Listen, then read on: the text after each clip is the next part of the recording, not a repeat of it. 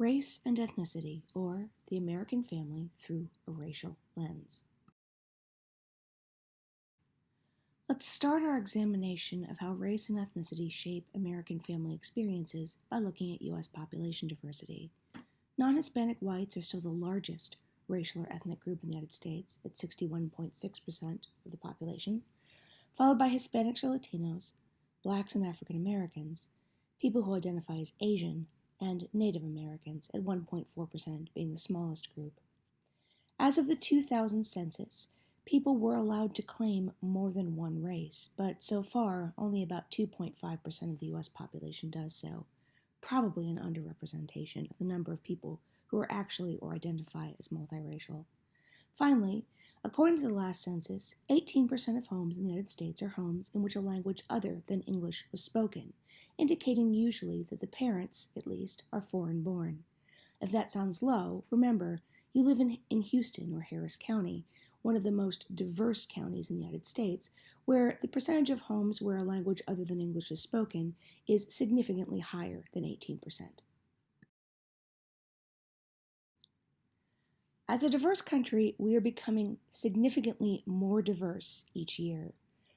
In 2011, the Census Bureau announced that births among non-Caucasians, Latinos, Blacks, Asians, and other non-white groups, had surpassed those among Caucasian whites for the first time since the Bureau kept records. We are steadily becoming what's called a majority-minority nation, meaning a nation where quote-unquote minorities make up the majority of the population. The pie chart on the left shows census data from 2014, with whites still making up the majority of the population at 62%, or thereabouts. The chart on the right shows census projections for 2060, where there is no longer one majority group in the United States, and in which both Hispanics, Blacks, and Asians have all made significant gains toward becoming larger segments of the population. Although we are a diverse nation, we are still not an equal one. Last class, we talked about social stratification, and we looked at class stratification and poverty. One set of statistics I showed you was this one, showing that of all groups in the United States, whites are the least likely to be at or below the federal poverty line, while the experience of poverty is far more common for non-Anglo whites. We also talked about the feminization of poverty, which describes the fact that women and children are also disproportionately likely to be poor. The question becomes why? Why are some people, because of their gender or race or ethnicity, more likely to be disadvantaged than others? If you look at median income, we can see how this happens. Unemployment rates may be higher for non-whites compared to whites, but even among the employed, we see discrepancies in median wages across races and between the sexes. This data shows median annual income by race and ethnicity and sex from 2014. The median, by the way, is a way to measure the average of a data set. It represents the figure in the dead middle of the data set, and it's usually used for income because income ranges so widely that people at the upper edge and lower edge can drag other measurements of the average, such as the mean, up or down, giving a false picture. This chart shows average annual median income. The figures for amount of money made per year is at the bottom, and we see that Hispanics tend to make the least of all major racial and ethnic groups, followed by Native Americans and Blacks. On this chart, Asians, men and women both, are actually at the higher end of the income distribution. Why do Asians tend to make more, at least in this figure? It has something to do with population demographics. A high percentage of Asian workers are foreign-born adults who come here on something called the H-1B visa program, which is only open to highly skilled professionals in fields like science, tech, engineering, math, and medicine.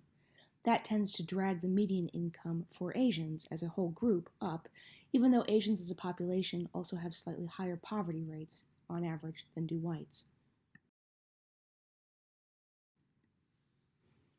But again, why does this happen? Some of this disparity in income may come from the fact that most non-white groups in the United States are poorer and may have less access to the educational training that would allow them to gain high-paying jobs in professional occupations. College, as you know, is expensive. But even holding job category constant, like in this chart that I also showed you in the last lecture, we see that income disparities persist in both relatively low-paying fields that don't require degrees, like service industry jobs, as well as in high-paying jobs that do, like jobs in the professional sector.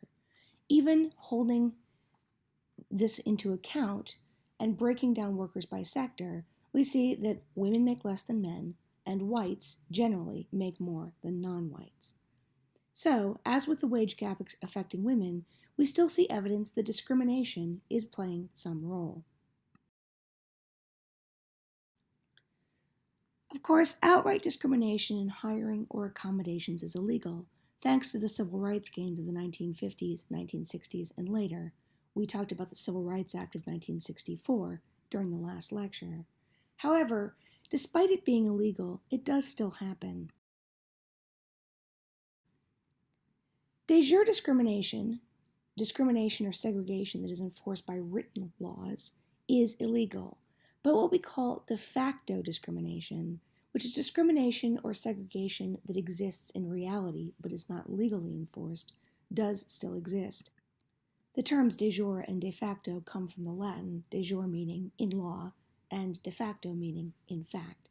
So, de facto discrimination just refers to discrimination or segregation that shouldn't exist, but in fact still does.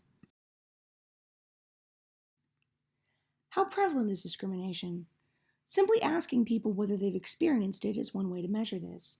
In 2015, CNN and Kaiser conducted a survey where they asked people, have you ever been denied a job you were qualified for? Or have you ever been denied housing you could afford? 27% of blacks and 20% of Hispanics believed that they'd been denied a job they were qualified for on the basis of their race or ethnicity, compared to only 9% of whites.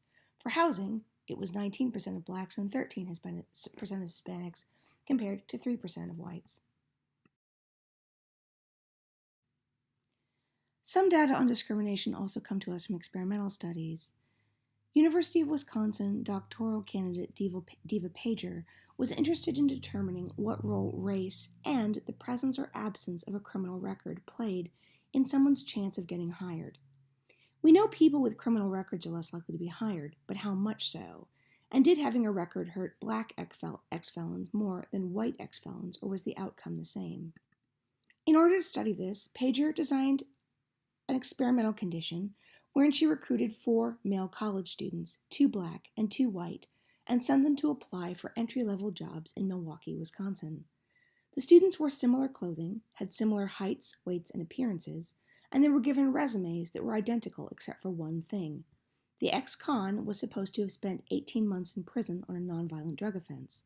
Otherwise, applicants were supposed to have a good work history and a high school diploma.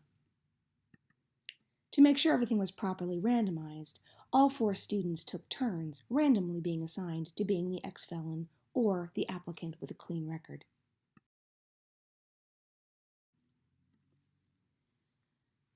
The results were actually surprising.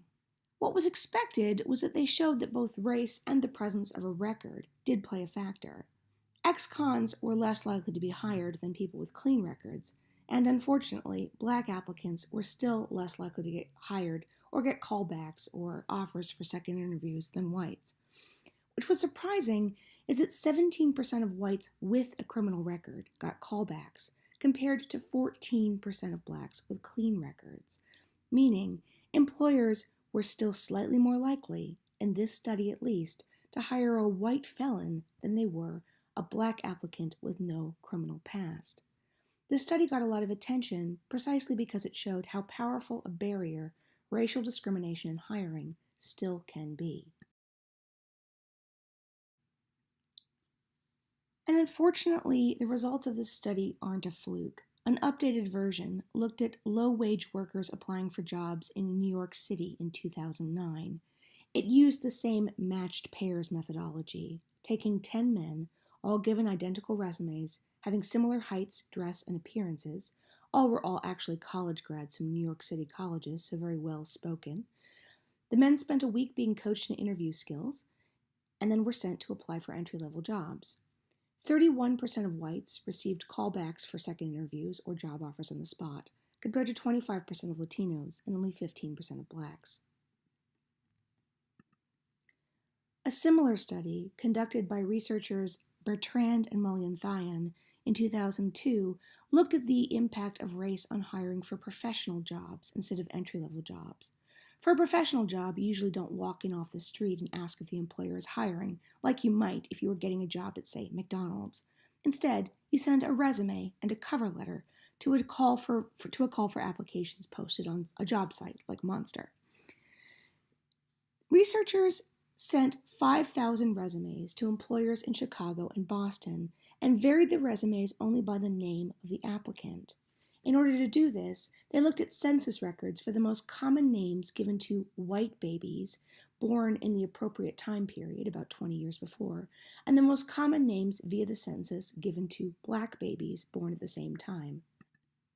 The two whitest names for children of that generation, according to the census, were Kirsten and Brad, by the way, whereas the two blackest were Aisha and Tyrone.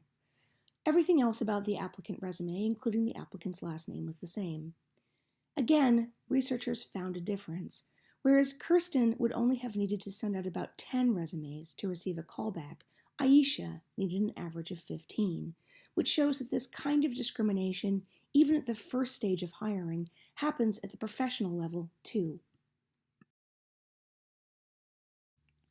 Okay, so that's employment. Let's look at the next thing, housing. 19% of blacks and 13% of Hispanics felt that they had, at some point in their lives, had the experience of being denied housing they could afford because of their race or ethnicity. The demographics of cities seem to bear that out. This is a map of ethnic segregation in Houston. 1 dot equals 50 people. Whites are represented in blue, blacks in green, Hispanics and Latinos in yellow, and Asians in red. Looking at this map, we can see that Houston is by and large still a city with racial and ethnic segregation, although interestingly, we're far more integrated, studies show, than many major northern cities like Boston or New York or Chicago. Residential segregation may be driven by income inequality. Very often, low-income people just simply can't afford to buy or rent homes in higher-income neighborhoods. It can be driven by personal choice. In some cases, people may prefer living near people like them. And it can also be driven by racial or ethnic discrimination. Studies conducted every couple of years by the Department of Housing and Urban Development, HUD, in cities across the country show us that racial and ethnic discrimination in housing do still play a role.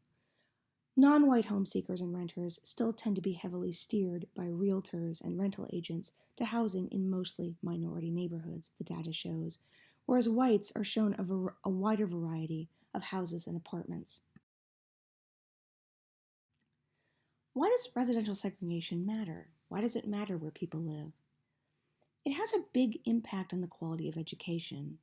In 1954, in their case Brown versus Board of Education, the Supreme Court of the United States, that's what SCOTUS stands for, by the way, declared that Jim Crow segregation laws, which required separate schools for whites and non-whites, were unconstitutional. Theoretically, that should have racially integrated American schools. But did it? How racially integrated was your school? Was it an equal mix of black, white, Hispanic, and Asian students, or not so much? How integrated your school is largely a function of how integrated your neighborhood is. And since American cities still tend to be racially segregated, so do American schools. Now, what about the quality of the school? How nice was the building, for instance? What kinds of stuff did you have? Were your textbooks and computers new, or were they really old and out of date? What about your athletic facilities? When you traveled to different parts of the city you lived in, did you notice there were schools nicer than yours? And also schools that were worse? Why is that? Why does the quality of school vary so much from district to district and neighborhood to neighborhood?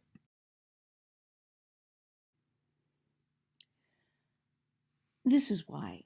American schools receive the bulk of their funding through local property taxes. That means the value of homes in a district has direct impact on school funding.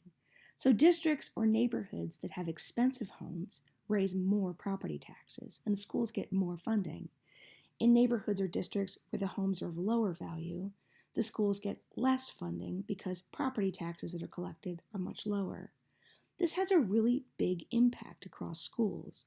The highest poverty schools in the country receive an average of $1,200 less per student every year. Over a course of a year, for a big high school, this can equal a revenue shortfall of $1.2 million. That's a pretty big difference. Why don't we just take everyone's property tax money and distribute it equally? Well, probably because that's politically very difficult to achieve. Voters in high income neighborhoods would object to having money siphoned out of their neighborhoods or their districts to go support schools that their children aren't attending. Because high income people are more likely to vote and have more money to use to support political candidates, very often political candidates are hesitant to make them angry. So, residential segregation is harmful both because the quality of public services, such as education, tend to be lower in poorer neighborhoods, and non whites still tend to be poorer than whites, and also because it perpetuates social distance between whites and non whites. Social psychologist Gordon Allport argued in 1979 that the most effective way to decrease racial prejudice was simply to give people of different races opportunities to interact in situations where they were treated as social equals and were working cooperatively toward a common goal, like you might do in a classroom group project or as work colleagues. Unfortunately, residential and school segregation, as well as occupational segregation, continue to maintain social distance between whites and members of other races, which make this kind of contact more difficult to achieve. Let's look at another major issue in discrimination that's gotten a lot more attention recently, and that concerns disparate treatment in law enforcement. Social movements like Black Lives Matter have done a lot of work on this in recent years.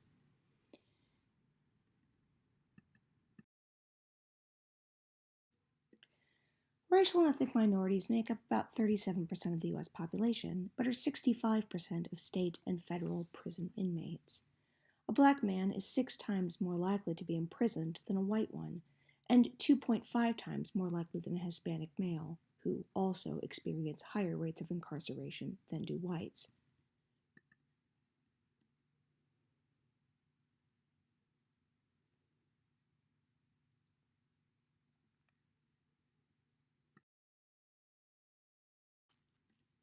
At least some of these disparities in imprisonment rates are driven by disparate arrest rates, which in turn shows certain evidence of discrimination. About half of all drug arrests are arrests for marijuana, and more than 80% of those are for only marijuana. So it's instructive to look at the extent to which groups of different races both use marijuana and are arrested for it. These two charts, published by the Washington Post, compare National Survey on Drug Abuse and Health data on marijuana use from 2001 to 2010. Whites are represented in the pink columns, and blacks are represented in the black columns. The Washington Post chose those colors. I did not.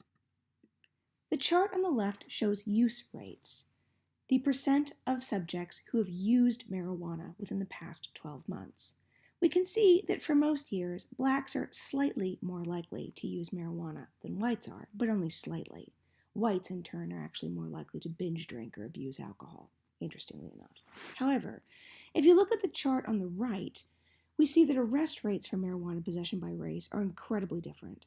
Blacks, even though they're only slightly more likely to use marijuana, are about 4 times more likely to be arrested for marijuana possession than are whites. In fact, blacks, whites, and Hispanics tend to use or abuse drugs at very similar rates across racial groups, but non-whites are significantly more likely to be arrested for drug possession than are whites for almost all substance categories. One of the major focuses of the Black Lives Matter movement has been to draw attention to deaths in police custody of various racial and ethnic groups in the United States. Blacks, Native Americans, and Hispanics all face an elevated risk of being killed during police contact or in custody compared to whites. For blacks, the risk is more than double that of whites. For Native Americans, it's 3.3 times higher, and for Hispanics, it's elevated, but not as significantly as for other blacks or Native Americans. In experimental conditions, both civilians and police have also been shown to be more likely to mistakenly shoot unarmed blacks and Latinos in, say, video game simulations than to mistakenly shoot unarmed whites. Thankfully, contrary to popular belief, this has generally improved over time rather than gotten worse, although we have seen a slight rise again in recent years since 2011. Police killing of young black men in the late 1960s were 5 times higher than they are now, as is shown by the chart on the left.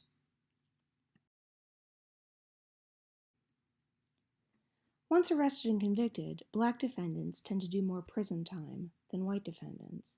Black felons, for example, are more likely to be sentenced to incarceration, 72%, than are white felons, 66%.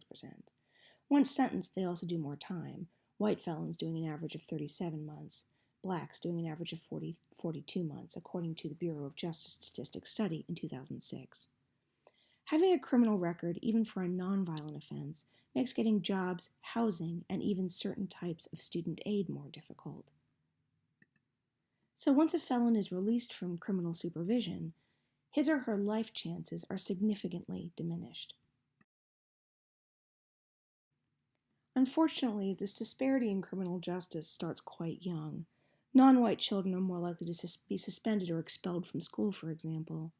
35% of black children, grades 7 to 12, have been suspended or expelled at some point in their school careers, compared to 20% of Hispanics and 15% of whites. A study conducted by the Council of State Governments on data from North Carolina found that non-white students also tended to be punished more harshly for minor disciplinary offenses, such as dress code violations or carrying a cell phone, than were white students. Darker-skinned children face an elevated risk over lighter-skinned children. A study conducted by Hannon et al. Found that darker-skinned black girls face more than twice the risk of school suspension compared even to lighter-skinned black girls, evidence of not just racism, but something we call colorism, which is to say, judging people more harshly or more negatively based on how dark versus light their skin is, even within racial groups. Black youth also have higher rates of juvenile incarceration than youth of other racial and ethnic groups, and are more likely to be sentenced to adult prison for crimes committed as minors, according to a study conducted by the Sentencing Project in 2009. So what does all this have to do with families? Well, discrimination in hiring, housing, education, and law enforcement perpetuate family inequality and the cycle of poverty, 2 things we talked about at length during the last lecture. Remember, the cycle of poverty refers to a set of factors and events by which poverty, once started, is likely to continue unless there is outside intervention. It can also refer to the higher risk of intergenerational poverty. The stresses associated with poverty and discrimination affect families in other ways, by leading to family breakdowns. Marriages among blacks and interracial couples are more likely to end in divorce than those among whites. And the higher imprisonment rates for men of color are also hypothesized to lead to shortages of marriageable men in those communities, something the Chairlin reading goes into in a little bit more detail.